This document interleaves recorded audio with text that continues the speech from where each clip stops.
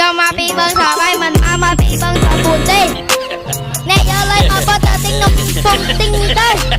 ទិញនំកាឆៃយកលេទៅទិញនំកាឆៃហ៎អ្នកយកលេទៅទិញនំកាឆៃណែអីចង់មកប៉ាជាមួយនឹងអញឯថាប្រយ័ត្នតាដេកដីអញសួរថារាល់ថ្ងៃអាប្អូនឯងនេះចេះស្អីឯចេះបាន flow មកពួននឹងតាមពីណាវៃต้องស្អីតាមគេដែលសោះអានេះវៃមើលអានេះមុខស្មើនឹងសងស្អីឲ្យបានដេកស្រី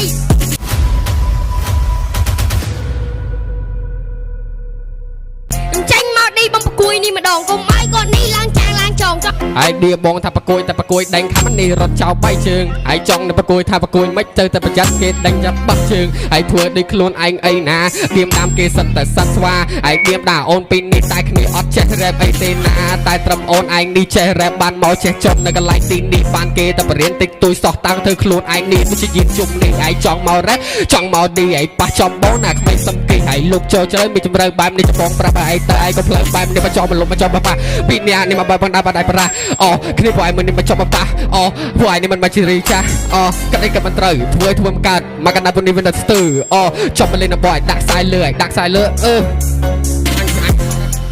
គាត់រ៉េបញាប់ពេញដូចជាអត់កប់ណើតអីថាខ្ញុំរត់ស្ដាប់ដូចជាអត់កើតរ៉េបឲ្យស្រួលបួទៅប្រយ័ត្នតែជ្រុះកលើតគុំនៅទីនេះប្រយ័ត្នតែផើតអូនមុខស្មើអត់មិនចិត្តនេះអីសោះឯចូលមកនេះមកអាកន្លោះខុសចង់ប៉ាជាមួយនឹងអាអូនខ្វះច្រឡោះ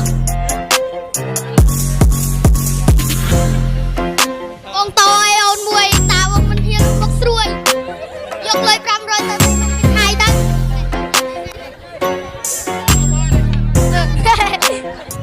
មើលសក់ទៅក្របីតែមើល outfit មើលស្វែមិនចាស់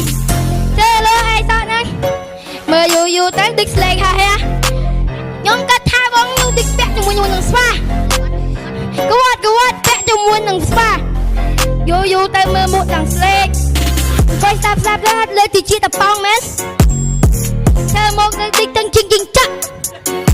មកតិចជីងចាក់មិនដែរមិននោះទេ